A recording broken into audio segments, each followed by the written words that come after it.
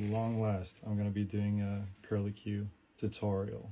It's not a beginner move, so if you're expecting it to be easy, think again. Very good to know how to do a lapel spread before you start learning it, but it's not necessary.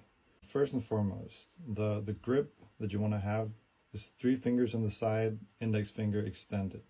You want to hold your fingers at kind of an angle so that the pressure you apply is going to be focused towards the bottom of the deck. Thumb goes on top. Don't hold it like this, hold it like pad down. Whether you want to hold your thumb in the corner or like further down, it's not a huge deal. It will affect how the fan ends up looking, but it works either way. I usually hold it about a middle, if not a bit above. But you want it to be like near the edge. Fingers shouldn't go too far past or past at all the top of the deck, so that when you start springing them out, there's going to be enough cards to form the top layer. So when you spring them out, you want to apply plenty of pressure with your thumb, and you want the pressure to be kind of spread out a bit, which is why you want to hold your thumb flat on the deck as possible so that it grips onto the top layer and spreads out.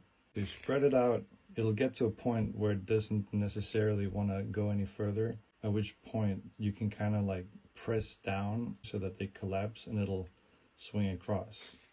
When it swings across, that's when you'll use your index finger to catch the fan, and that should be a curlicue.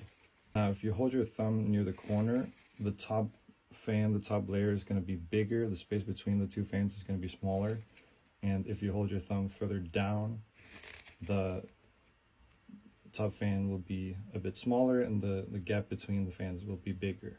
Another very important thing when practicing curlicue is you want to kind of make sure that the cards don't get completely ruined. So like you're going to be bending them a lot, try and like warp them back so they're not just permanently misformed.